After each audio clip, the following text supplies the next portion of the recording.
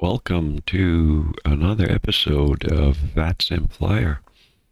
I am Dane Simaire, and tonight we're doing something just a little bit different. We're going to be doing a video on the preparation for VATSIM VFR flight in GA aircraft. This is something I've been wanting to do for a little while, and I wanted to put something together for the Newbie VATSIM wannabe flyer. Those people that have been flying in their simulators and have been thinking about flying on the VATSIM network, but wasn't quite sure where to begin, or were a little bit apprehensive about doing the flight. And I thought, well, I should do a video. So as it says, preparing for VATSIM VFR, visual flight rules, flight in GA aircraft, general aviation aircraft. I emphasize that only because there are a lot of people that when they start into the flight simulator, they sort of start off, in my opinion anyway, with aircraft that I certainly wouldn't start off in, and that is airliners. And airliners really aren't flying VFR, and they're not GA aircraft. So my love is VFR, where I can fly low and slow, well, not always slow, but low, where you can see the ground, you can, go into different areas, into the desert, into the bush, into do a lot of bush flying. I love bush flying, flying over the lakes and the oceans and all that sort of stuff. Whereas in IFR flying, not that there's anything wrong with IFR, it's just that typically IFR, you're in the clouds and you can't see a whole lot. And VFR is the way to go as far as I'm concerned. And GA aircraft, which means general aviation, those are aircraft that are single engine or twin engine light aircraft. They're not heavy jets or anything like that. So that's the focus on this video, how to get started with VFR GA aircraft in VATSIM. So this is part one, where we're just kind of go through a little kind of ground school sort of thing, if you want to call it that. The do's and the don'ts of getting started. I joined VATSIM, I don't know, maybe 2 years ago, and I didn't do anything with it for about 6 or 8 months, and I thought, what I'd like to do is take the course and get my VATSIM private pilot's license. That's not a real private pilot's license in real life, although many, many years ago I did have private pilot's license, and actually I had a commercial license and did some flying back then, but that was a lifetime ago. But I got my PPL in VATSIM, and I started experimenting flying on VATSIM. Now, having said that, you do not have to, and I repeat, you do not have to have a private pilot's license to fly on VATSIM. But I wanted to do it because I just wanted to go through the process of understanding what VATSIM has to offer. So then after that, I still didn't start flying on VATSIM.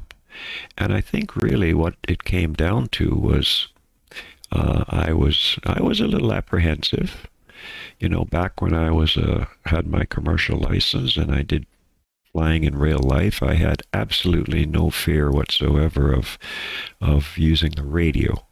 That seems to be the big hang-up with a lot of pilots, is using the radio, talking to another live person. But so for that reason, I probably, without knowing it, kind of put off getting onto VATSIM. And it wasn't until about 6 months ago that I really decided to get started in VATSIM. And it was because of a group that I fly with that do VATSIM flying every Wednesday evening. And I thought, you know what, I'm going to go for it. And I did, and I'm glad I did. So I've been flying VATSIM every single week, once or twice a week, and it's coming along quite nicely. So I wanted to just point out the different steps that a new person wanting to fly VATSIM should consider doing. They don't have to. Well, there's some steps that you do have to, but you should consider doing it. And we're going to go through that now. I have basically 5 steps that I've outlined that will be coming up on the next slide. And then, so this is part 1. Part 2 is going to be an actual VATSIM flight that I have actually done already.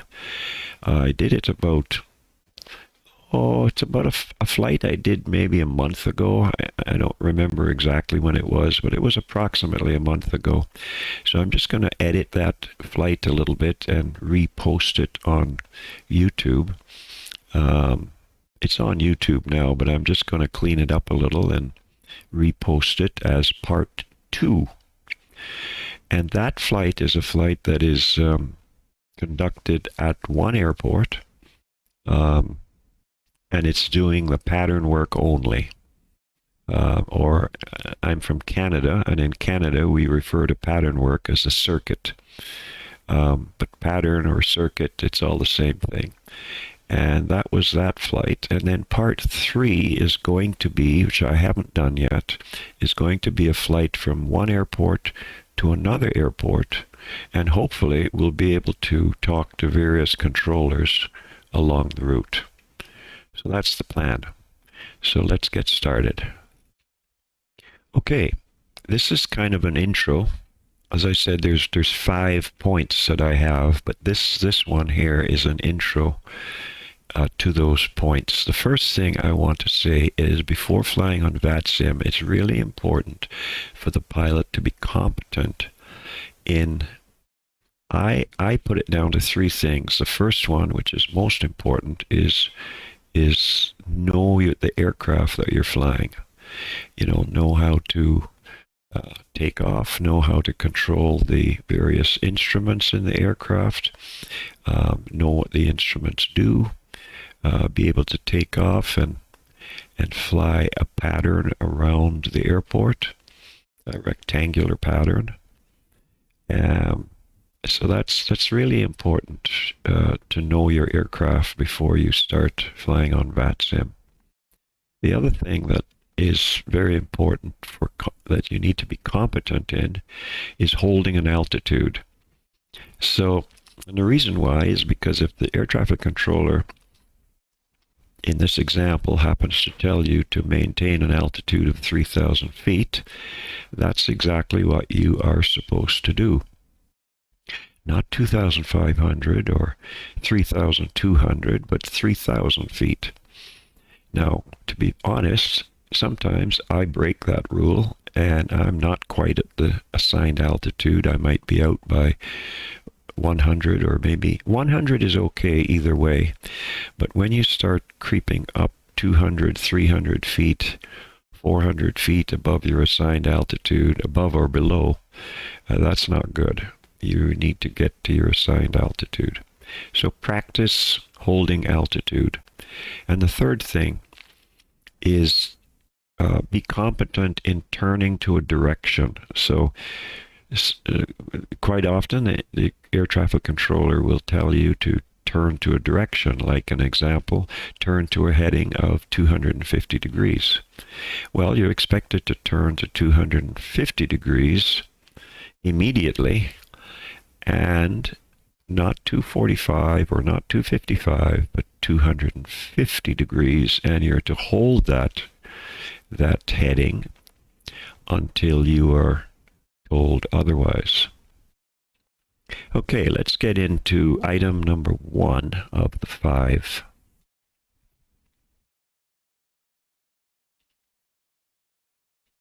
Okay, so the first thing you need to do is you need to register on VATSIM and get a VATSIM account. And that's an easy task. You just simply click. And by the way, I'm going to make a link to this PDF document that I'm going through here. So there'll be a link to it that you can download and use it for future reference. So the first thing you want to do is click, go out to VATSIM. And when you're at VATSIM, you will, there's lots of stuff up here. There's documentation. We're not going to go through all of that. But the first thing you want to do is join VATSIM right over here. So you click on the join button. There's some information that you need to read through first, and then fill out the form and register. It's as simple as that. There's no charge to it, and it doesn't take long to join VATSIM.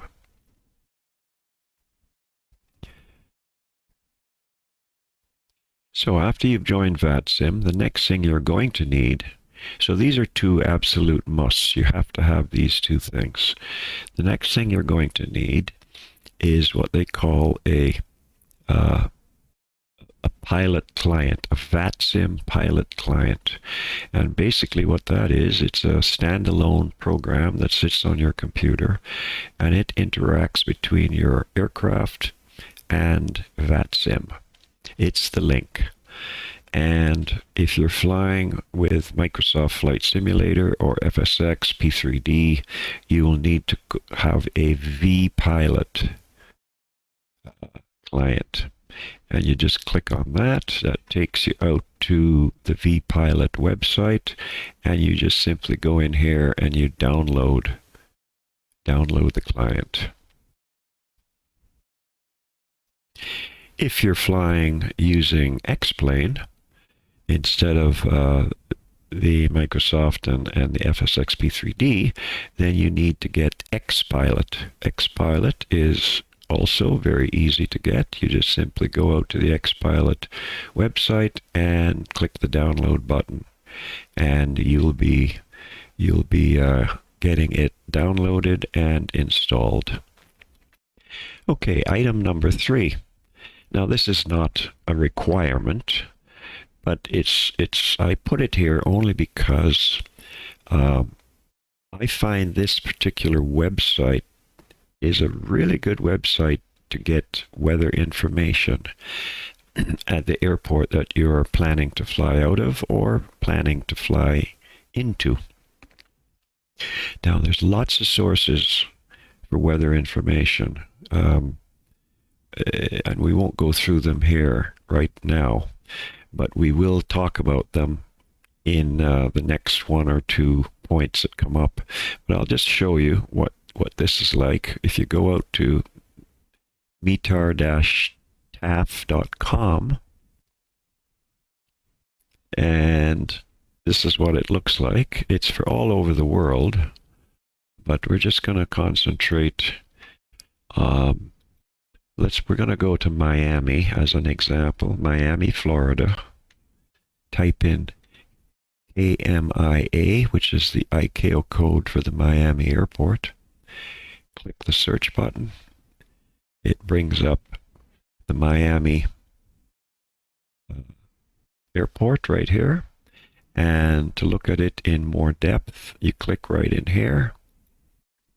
And it gives you a visual representation of what's taking place in Miami. You can see it's VFR.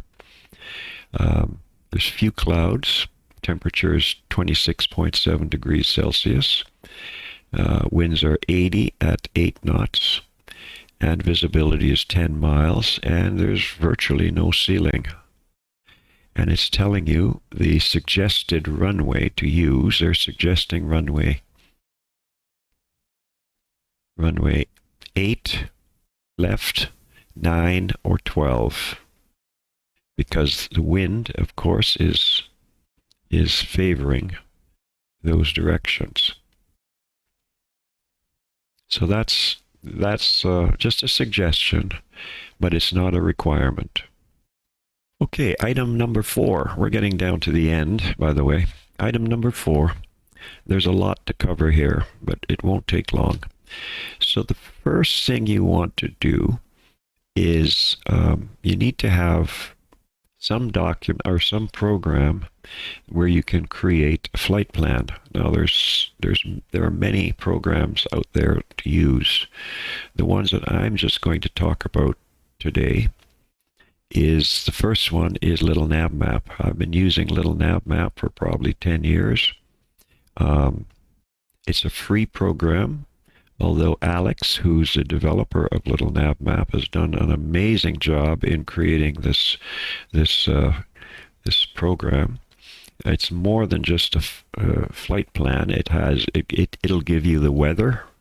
It'll give you lots of things that you can do. Now, a lot of people do use Little Nav Map already, but for those who have not heard of it, who are the newbies, which is what this video is geared for, I would like to just show you.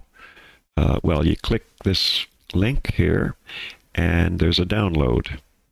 There's a download button for bringing it down and installing it. It's as simple as that. But what I will do is I'll just bring over Little Nav Map into the screen just to show you. So there's Little Nav Map, and I have got it centered on Miami. And you can see, actually, you can see there are some VATSIM aircraft here already. And if you click on one of these little red airplanes are VATSIM aircraft. And if you click on that, it'll tell you the aircraft and the person flying this airplane, and it'll tell you the connection time, and it'll even give the flight plan. This is the route that this person is planning on flying.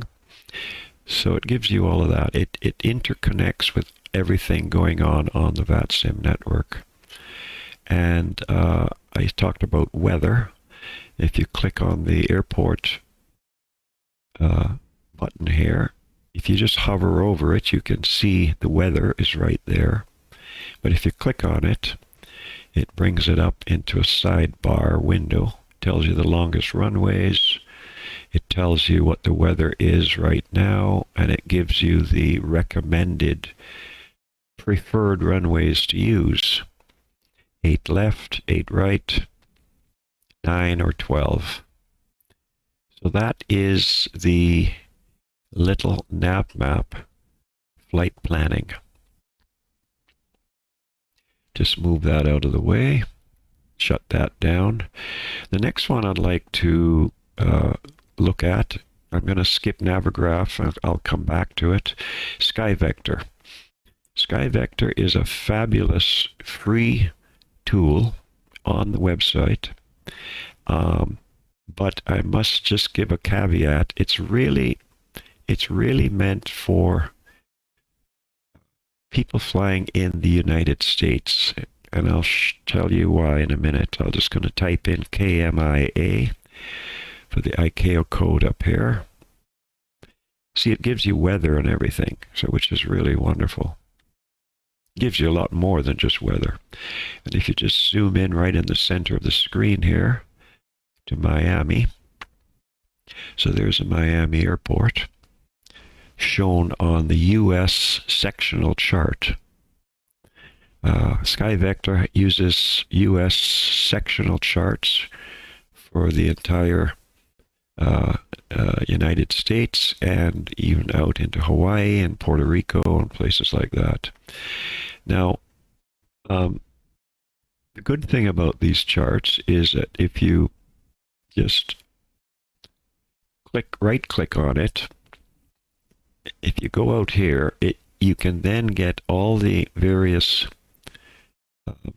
charts for the airport, the instrument approaches, in the departure procedures, and even an airport diagram, which is right here. And that's really wonderful. The problem with SkyVector, for those that are not living in or not flying in the United States, like me, I'm from Canada. I'm just zooming up here to Canada. The problem for flights outside of the United States is, as you can see, there are no sectional charts for the Canadian flyers. So that's the only issue I have with SkyVector. Now I'll come back to the second one, which is Navigraph. This is by far the most in-depth program that you could use. And the reason why I say that, first of all, let me say that it is not free. There is a subscription charge for Navigraph, but as far as I'm concerned, it's a monthly subscription. As far as I'm concerned, it is well worth it. If, and I highlight if, you're going to be using it for VATSIM flying. If you're not flying on VATSIM, there's no point paying that subscription unless you want all the features that it offers. So first of all, let me just click on this link here, and just to show you how easy it is to download it. So I'm already in the system. That's me, DW. So you just click on the download button, and that would download it into your computer, and then you would install it. But I'm going to just open up Navigraph and move it over onto the screen just to show you, for those that have not used it before. This is Navigraph, and it defaults to the flight mode. So these are a number of flights that I've been flying on. And then you can go to the airport tab, and you could search for Miami, KMIA, but it's already here. And we can go to Miami, and from this we would, we can look at the runways that are available. It tells you the weather, headwinds, crosswinds, all that sort of stuff. It tells you the comm frequencies that are used, gives you weather information. Okay, so right now winds are 80. Winds are from 80 at 8 knots, 10 statute miles visibility, few clouds at 3,000, at least a 12,000 foot ceiling, temperature 27 degrees, dew point 19, humidity, altimeter setting. And what's important is the chart section. So we go into taxis and we'll look at the airport information. So if I click on this little button here, it zooms in to Miami. Now I can make this, I can turn that off, or I can turn it back on, and you can see it's transparent. You can see through it. You can see. But here's what's important to Navigraph. If you're flying on VATSIM, what's really important is, let's say we were parked up here at the FBO or the General Aviation Center right here. But let's say we're parked somewhere in here and we want to go on a flight out of Miami somewhere. So you contact the ground controller or the departure controller, whichever, but you talk to the ground controller at some point, and let's say they tell you to that you're cleared to runway 8 left via the Kilo and Kilo 1 exit. So they're telling you that you have to taxi along this taxi route here, Kilo, over to Kilo 1, over to here. And of course you would hold before going onto the runway until they tell you, till the controller tells you to, you're cleared to take off on runway 8 left. Now, the thing is, with little nav map,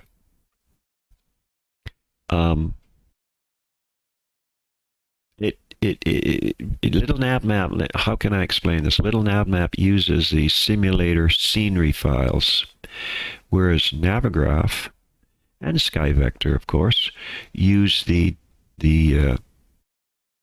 published public charts. In this case, Navigraph uses Jeppesen, which is a worldwide rail life charts for flying. And Little Nav Map may not have this taxiway as K. It might have it as A. It might have it as an Alpha or Bravo or Charlie or Echo. It may not have Kilo. And so if the controller tells you to taxi along Kilo, and you're looking at a chart that doesn't say K, it says something else, like let's say it says D. So you're thinking, that's Delta. Where the heck is Kilo? Well, this is Kilo right here. So that's what's important.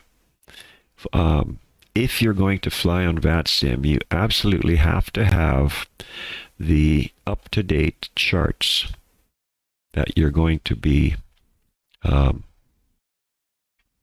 with. Now, I'll just mention two other charts, sources for charts, just in passing here. Other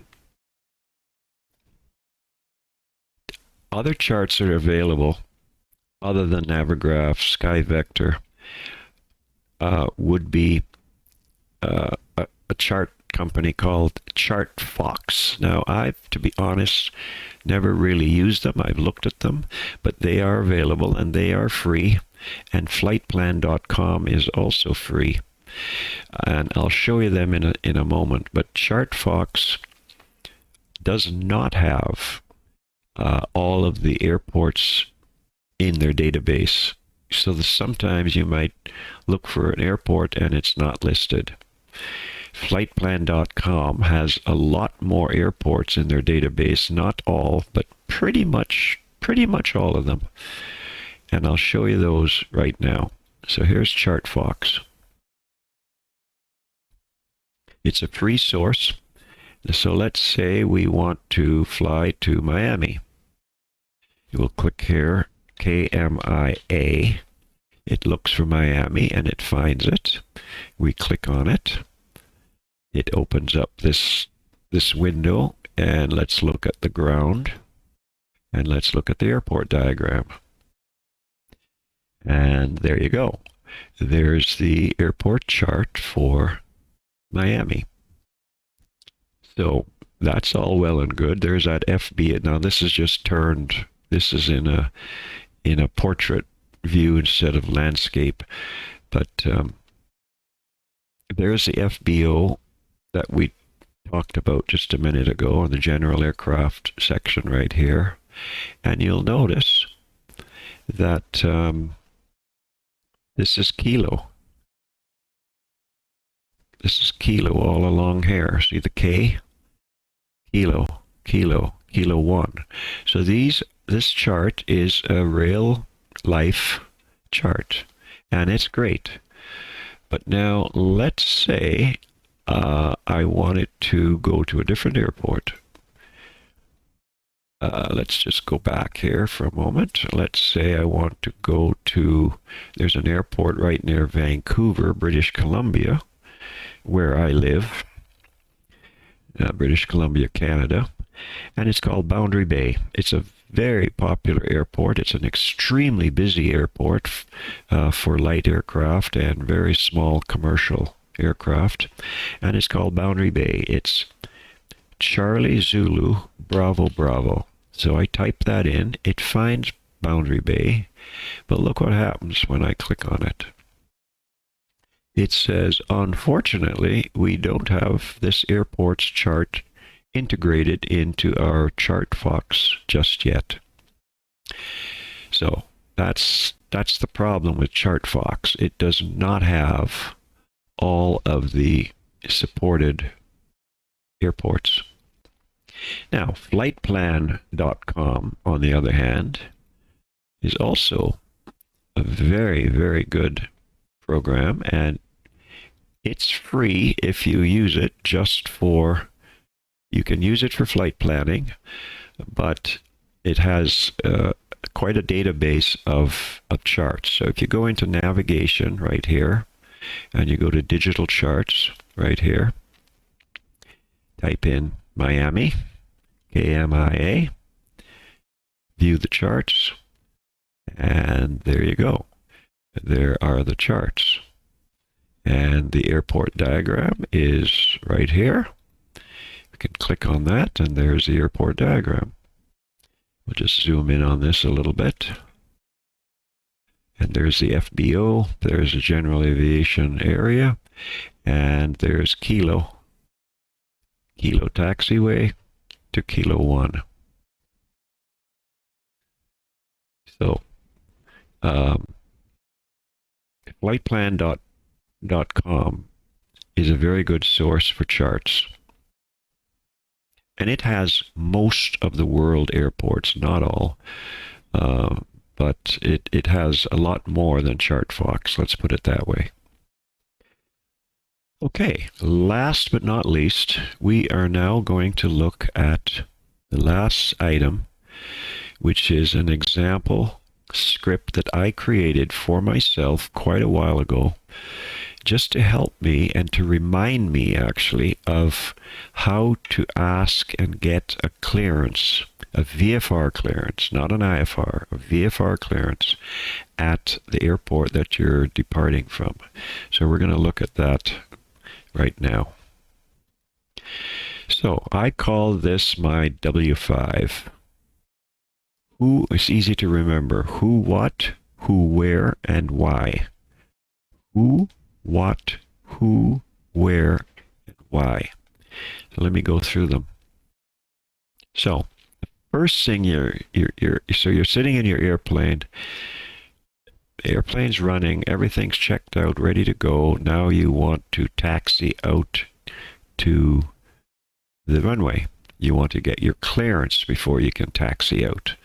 So the first thing you do is you contact Miami Ground, or clearance delivery if there is no ground. Now we can talk a little bit another time about the hierarchy in VATSIM, but we won't talk about that right now. So let's just say ground control is on duty. So you'd call out, you want to know who you are calling. So who are you calling? Usually ground. So Miami Ground, that's who you're calling. What you are. You have to tell you have to tell Miami Ground what you are. In other words, the type of aircraft and your ICAO code for that aircraft. So you're in this example, I'm a Comanche PA-24, Papa Alpha 24. And who you are. This was who you are calling. This is what you are. This is who you are. In other words, your tail registration. In my case, I am November 624 Delta Whiskey. And then where you are. I'm at the FBO. So if you now put this all together, well, no, there's one more thing, sorry. We did the who, what, the who, where, now we're going to do the why. Why are you calling? You want to request VFR clearance northbound with, and I'll explain that asterisk in a second, which is the ATIS code. So the ATIS code is when you're listening to ATIS, which is a weather reporting agency. They will give you a letter that ATIS code is good for. So let's say it happens to be, they start at the letter A and they work their way all the way up. Let's say it's golf. Let's say it's G. So you would say request VFR clearance northbound with golf. So the controller knows that you've got golf, you've listened to the report, so you know the weather. So here it is in full. This is an example. Miami ground, Comanche, Papa Alpha 24, November 624 Delta Whiskey at FBO. Request VFR clearance, northbound with Gulf. And then you just wait for the controller to respond. And that, in a nutshell, is all there is to it. So we've covered all of our ground. We've covered clearances. I'm just working backwards here. We've covered the tools or the documents needed to help you fly a little bit more competent. We've covered the one source of weather reporting, but you can also get weather from all of these sources here. So that's not a problem. We've covered the VATSIM client, which is the connection between the aircraft and the VATSIM network, whether you're flying on Microsoft Flight Sim FSX P3D or whether you're flying X-Plane. And we've covered the fact that you do have to register with VATSIM. And very important, we started off by covering you really need to be competent in your aircraft, being able to hold an altitude and turning to a given direction. So that's it. We're finished with this video. I'll put a link in this video below so you can obtain this PDF file. And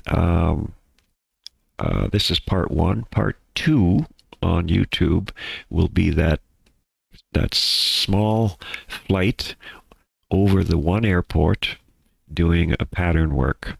And like I said, that flight I've already done on YouTube, but I'm just going to edit it and put it back on in a different sort of format. So that's coming up. And then part 3 will be another flight at some point going from one airport to another airport. So I hope everything is to your satisfaction. I hope it helps. If you have any questions, please feel free to comment me and I will get that comment. Would be nice if you could like the video if you found it useful and subscribe to my channel. That would be really great. I would appreciate that very much. So until part 2 comes out, we will catch you again. Take care and have a great flight. Dane Simair, von Simair Flyer.